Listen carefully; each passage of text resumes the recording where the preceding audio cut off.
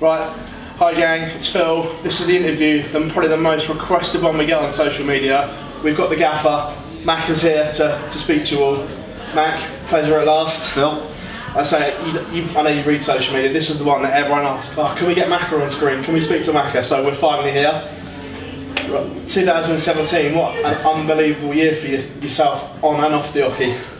To be honest, mate, I couldn't have dreamed what was going to happen in 2017 with all the lads.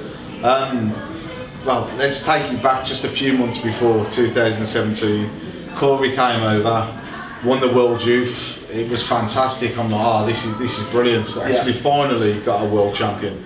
We all know we beat him in the semi-final. That was hard. It was really hard because, as a manager, I'm ecstatic for one player who's came over and he's done his job. But then I've somehow got to pick the other player up, and we're a very, very close-knit team. Yeah. And so we travel everywhere together, and we're in the same hotels together. So I had Dimitri in the car, upset and down, and I had Corey in the car who was on the biggest high of his life. Yeah. And somehow I've got to sit there and try and find a happy medium, and it was so hard. But Dimitri's a great kid. He took it on the chin. He came to mine and supported Corey. Yeah. Corey wins the world. And then moving on, like I say, a couple of months, we got Glenn going to Lakeside, and Glenn goes and wins the World Championship, which was a dream come true because I actually had another world champion, and I know it's not PDC, but it's a big world champion. And to go on that journey with Glenn was amazing. I was at every game with him, I threw every dart with him. At Lakeside, during the break, you can go into the back with the player, you can talk to the player. And we all know Glenn was losing to Paul Hogan. He was 3-0 down. He was match starts missed against him. Yes, he wired he double 16. He wired double 16. He actually double 16, going for double 8 right in the corner. That would have won the set 4-0. Glenn come off, and I said, Glenn, it's got to change. He can't keep this pace, and he's going to be thinking about this.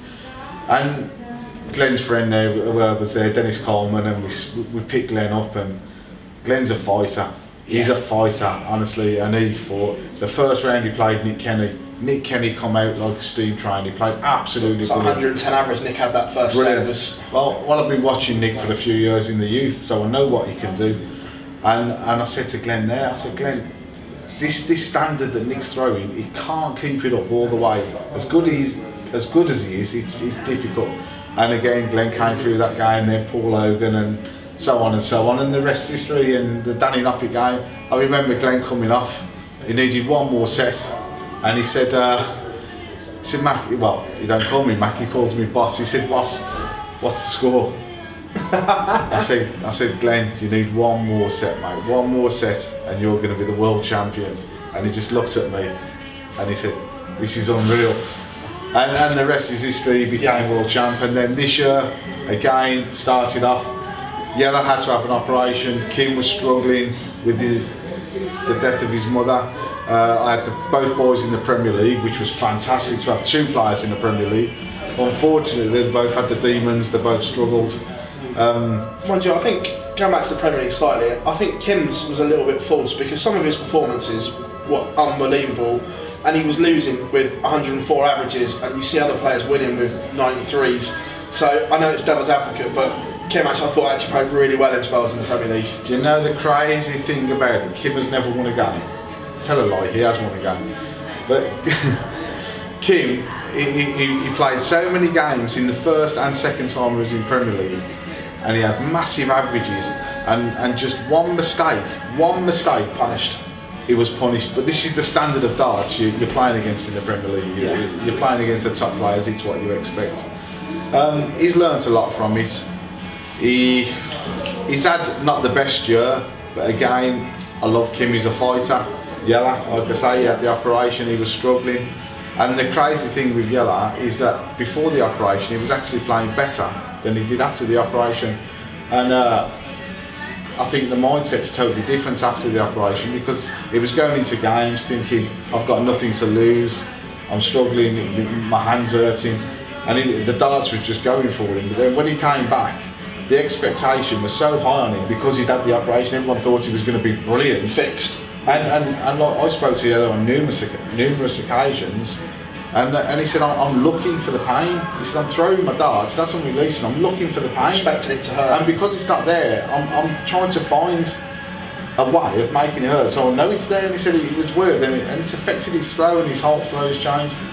But again, all the boys like got round, and we've got through the year, and then again, we had Mentor winning the Champions League.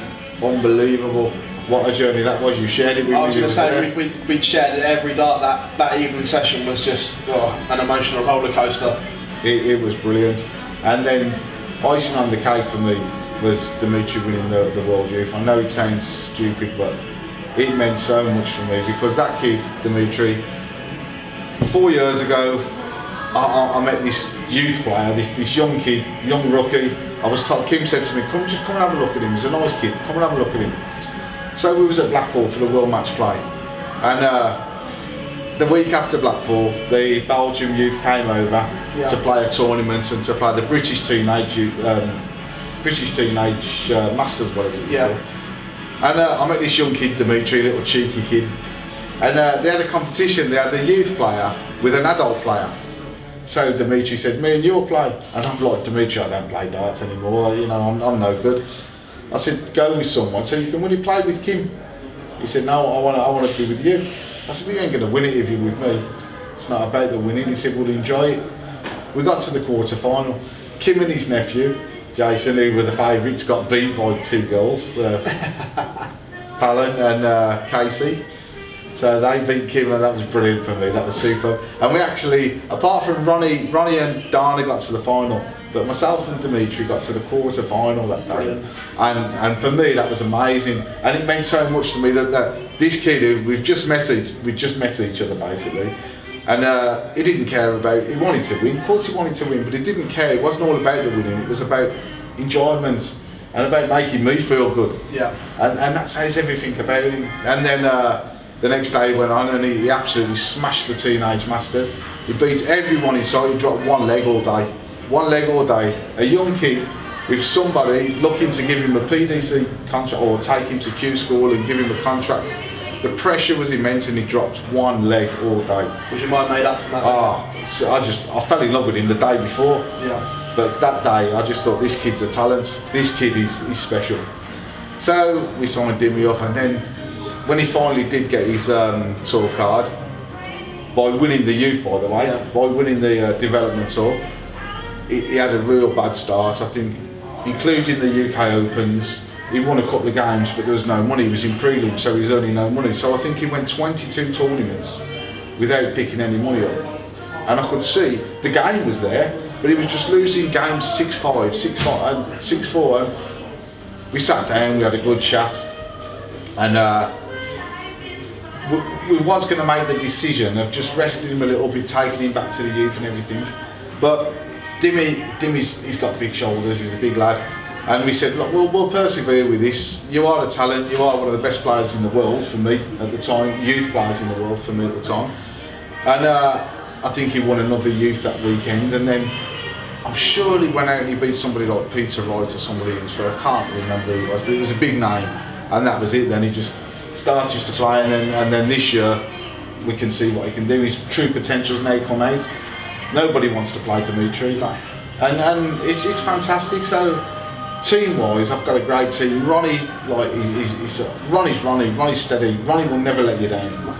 Well, again, obviously we were at the first round game when he unfortunately lost to Darryl Gurney, but that 3-1 scoreline didn't tell the story of how well Ronnie played the other night. Well, the first set, Ronnie, I know we say he missed a double, but if you watch the dart, it's actually bending the wire of his double. So it's ridiculous, you know. It's just that width just took, you know. If he'd have won that set, who knows what was happening? He was playing brilliant, he was playing beautiful. But he didn't give up. No. He went back on and he fought and he kept going. So I feel for Ronnie. He does need that little bit of a look, you know what I mean? Just a little spark. Just that one result. Obviously, as well in the summer as well, the World Series. We had Kyle winning in Auckland against Corey. Another final to watch behind your nails. Well, Kyle, I love Kyle to bits. You know, when he came to England, he had a bit of a tough time, and I took to Kyle from day one. The first day I met him, I took to Kyle, and then when he actually did come over to my team through the circumstances that was that went before him, we got this rapport. We was like best mates. You know, we just used to laugh and joke with each other, take the mickey out of each other, and I think it helped as well that he moved in with a couple of friends, some young lads in Nottingham that looked after him in a student accommodation. And all of a sudden, Kyle has now become world class. He belongs on the world stage.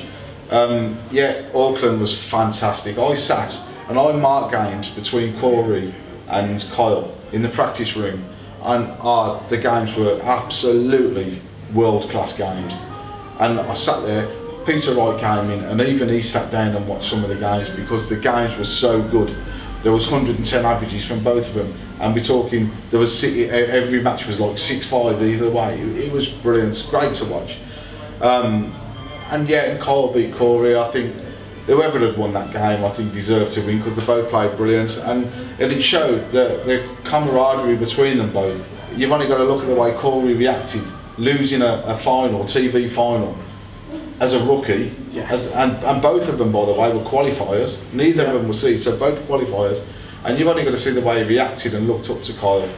And I think Kyle's a true champion. And then obviously the European Championship semi-final, he hit the 9 darts against Michael, 2 darts to beat Michael. All that hurt because them 2 darts maybe could have got Kyle into the Premier League. They definitely would have got him into the Grand Slam. So he knew how much was on them. And if you bear in mind that Kyle drinks water, nothing else. Yeah. It takes big to actually do that. So I admire him so much for what he does and what he's gave up, and his wife and children, or his wife and kids at home. Yeah, he stays in England and he works hard, and now he can go back to Australia in January, and he's looking to buy a house, and he can pay cash for his house, and that's a sacrifice he's made in 5 years of being over here. It's hurt him a lot. Trust me, I know. I've seen Kyle cry. I've seen him down. When the boys are talking about the children and saying, "Oh, I really miss my children," they can get on a plane for 1 hour and go home, or just get a car and go home.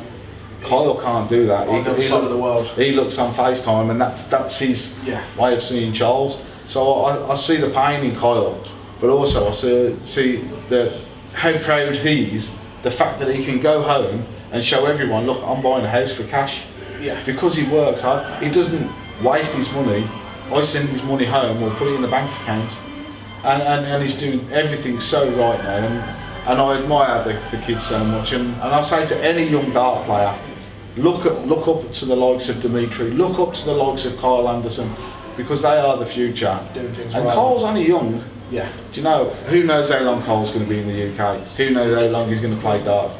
Because he's missed his sons growing up. He's missed his son growing up. You know, so it's such a difficult situation for him. No, Matt, again, you two have got that bond, obviously, because this time last year he missed the Worlds for the visa problems, and obviously you two went through that whole process as well about getting his visa sorted. Was that a tough time knowing that knowing he was going to miss the Worlds? Do you know what, Phill? It wasn't just the Worlds. It was everything before as well. Players' Championship. And it was the anticipation. Is it going to come? Is the visa going to be ready? We spent an awful lot of money. And we had help from the PDC, we had help from the DRA. So everybody was fantastic. Everyone was brilliant. It was just something that had happened. We thought we was okay. Something happened out of our control. We could not do. Nobody could do. There's nobody to blame. Nobody could do anything. Myself, his previous management, nobody could do anything about this. It was just a blip that was brought up before but never followed up, without saying too much. And not with Kyle, but with another player. Yeah. And then when it happened to Kyle, all of a sudden we had to put into place, we got lawyers on it, and we had to put into place the PDC, then had to go and try and prove that darts was a sport. And because it's not on the Appendix M of the Home Office, they were saying, well, darts isn't a sport. So the Home Office wouldn't grant him a visa to come to the UK, or the embassy wouldn't grant him a visa. So it was a long, drawn out situation that went on for months. He missed the Worlds. Finally, Nigel Mowat of the DRA got in touch with the Home Office, got the BDO on the side, obviously the PDC was on the side. Everybody, all the government, all the governing bodies, singing from the same hymn sheet. all had to come together and actually sing from the same hymn sheet, and they actually managed to get Kyle a visa. But again, it's only been granted for 1 year. So, and normally it should be 3 years. It is a sportsman's visa. Yeah. So now we've got to go through it all again. He's fine for the Worlds, obviously. You've seen him play, and he won his first round. Hopefully, it shouldn't be as bad, because Kyle can prove that he's going to be earning money in the PDC for at least the next 2 years. Yeah. So we're hoping for an extension for 2 more years. But he's got to go through the rigmarole of going to the embassy, putting all his papers in, waiting. Do you know what I mean? Yeah. There won't be a problem this time. Well, touch wood, there won't be. But we're all hoping, the PDC, the DRA, myself, we're all hoping it's going to be straightforward. Nice. He goes home January to play in a few exhibitions to see his family, so that's when it's all going to be done. Nice. But the same will happen with Corey. Corey's definitely coming over for Q School, so he's 100% coming over for Q School. More than likely play all the UK Opens, regardless of whether he gets a tour card or not. He gets married on the 18th of March, so he does have to go home in March. Yeah. Marrying his beautiful fiancée Brianna, who came over with him in November for the Slam and for the World Series of Darts. So he's getting his life right. So yeah, basically that's a story. Obviously, away from the hockey as well, you've had a great year. Got married in Vegas again, which I was lucky enough to be there for. Because you and Yella actually proposed on the same day without knowing. That was crazy. I've just proposed to Kaz. Yeah. I've just proposed to her, and then I get a text message. I thought, and Yella, he said, with a picture of Nanka with an engagement ring on her hand, he said, mate, I've just proposed to Nanka. And I just looked, and I this is unreal. I said, Yella, I've just proposed to Kaz, and sent him a picture. We didn't know, neither of us knew, but we'd done it virtually within minutes of each other. Yeah. It's weird.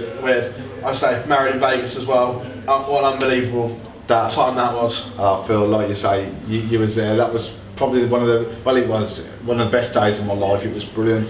Tommy Gilmore, best man. Yeah. He looked like the man from Del Monte. Brilliant with his hat and. He was superb. Tommy's family was there. You was there. Not many people. There was my daughter. There was Kaz's mum and dad. We had a beautiful day. Yeah. Superb day. And I think for 20 minutes it actually rained on that day. The first time it had rained in Vegas for I don't know how long. And we get the rain, but luckily all the photos were done and that. And then we went to the Paris restaurant. Amazing. Beautiful meal. Tommy just kept the champagne was on draft. Yeah. I've never seen champagne on draft. Tommy wouldn't let it stop. But yeah, no, seriously, it was one of the greatest days of my life. And the funny thing is now, people say, so how's married life treating you? And I say, funny enough, it's really good at the moment. Only because since I got married, I've not seen my wife because I've been on tour with the lads all the time. Well, I was going to say, we laughed about it. You got back from Vegas and literally Kaz was a dying widow again because you were straight to Blackpool for the match. The same day I landed in Gatwick from Vegas, drove home, emptied my case, packed a new case, straight to Blackpool on the same Friday. So the timing there, I was absolutely shattered. Yeah. But the timing there. And then Mentor again had another great run, got beat by Darryl in the quarters. But so 2017 was amazing. What's the plans for 2018? Well, first of all, obviously I've got to make sure the players are staying with me. I've got to tie 1 or 2 players down. Yeah. I think there may be 1 or 2 movements, I'm not sure yet. But whoever stays and whoever goes, I'll still be building the team. I'll build teams. Obviously Kim was my firstborn. He was the first player I had. Yeah. After Scott Rand, Nigel Hayden, who actually got me into darts. But he was the first player with me in this, and he stayed with me all the way, Kim has. I'll still be building a team around Kim. Do you know what I mean? Yeah. Mike Didecker's going to go to Q School, so hopefully he gets his tour card, but whatever happens, we're going to back Mike for at least another 2 years, so we're going to give Mike a new contract. Mike's going nowhere. If he doesn't get a tour card, he'll play Challenge Tour, he'll play Development Tour. Still the UK Opens and everything like that. He'll 100% UK Opens. All the other lads have got tour cards. The sister company that Will Adamson runs, They got Warwick Sheffer going to Q School, got Rob Owen going to Q School. Also, there's Jeffrey de Graaf, Jermaine Watamina having a great year. There's Mickey Mansell. So the team looks good. Andrew Golding is another one that's with in Will's team that's with us.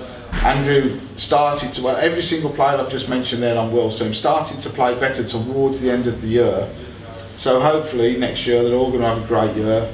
Rob Owen especially, he was superb at the end of the year and he was so unlucky. Same as Mike Dedecker. Mike played really well in his second year. He had a terrible first year that cost him his tour card. Second year he played really well. Now he's a young kid who picked his darts up. When I signed Mike Dedecker, he'd only been playing 15 months. All of a sudden he's on the PDC circuit. And to do what he's done, it's amazing, and I admire all these. That's the thing, the circuit's so unforgiving, isn't it? One, or not even 1 year, you could have a 6-month bad run and it could cost players these days. It's just so competitive. Well, Phill, I look at it now and there's so many top players who I look up to and admire that I've got to go to Q School or would have dropped out completely, and it's great this year. I was just talking to Gary Hansen, funny enough, and what a great team. I looked at Q School and it's a great sign to see Colin Lloyd making a comeback. Yeah. Great player, superb personality. I was playing absolute personality. Always made the players laugh. And for Lloyd, I'd love Lloyd to get a tour card because he is a great player. And with all these players, they've still got the talent. Well, we all know darts is up there. And once that starts to go and you doubt yourself, it's so difficult to come back. At the moment, Kim's struggling, he's having a bit of a bad time, but he's still there. Aidy Lewis, you know what I mean, James Way, and people say they're finished. No, they're not finished. They're not at all finished. They've got demons, but these players are talented, and these players are the best players in the world, and they will come back. Yeah, I promise you they will come back.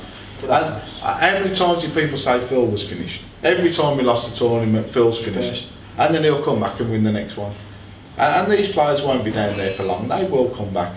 What you think, you said that thing, I know obviously you're close to Gary and Rachel, you think when Gary had his demons, he went to about world number 22, I think it was, and then now look at him, back-to-back world champ, Premier League champ, you name it, the man's done it, so nothing's ever impossible in this sport. Yeah, you're so right, and Gary's just a special talent anyway. Gary will sit down and he'll practice for 30 minutes before his match and go up and it's 120 average nowadays, and he's insane. I don't know, I just look at, I say you're a machine, but yeah, you're so right. And like I say, all these players I've mentioned, they will come back. Yeah. Even players like Andy Hamilton, who's got demons, and you know, and he's just lost his tour card.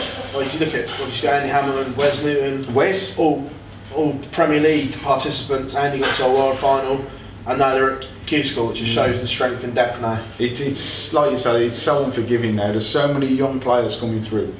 I've got to mention one young player that's absolutely brilliant, and that's Luke Humphries. Yeah. I'll watch Luke play, and he was gutted that he didn't perform in the Worlds, but it's the first time he was up on that stage, and I know he probably didn't feel pressure, but there's a massive amount of pressure up there. Yeah. But that kid, I've watched him now. He played Corey last year in the Worlds, and Corey beat him, but I think Luke missed 3 darts to knock Corey out, and then Corey goes on to become World Youth Champion. If Luke hits one of them darts at tops, then Luke, he could have been Luke, but he got his fully deserved this year. He won the development tour. Again, he just lost out to Dimitri. He had a dart to beat Dimitri, I think, or to I'm not sure whether to beat him or, yeah, it was to beat Dimitri. He had a dart at Bull, and Luke could have been again world champion.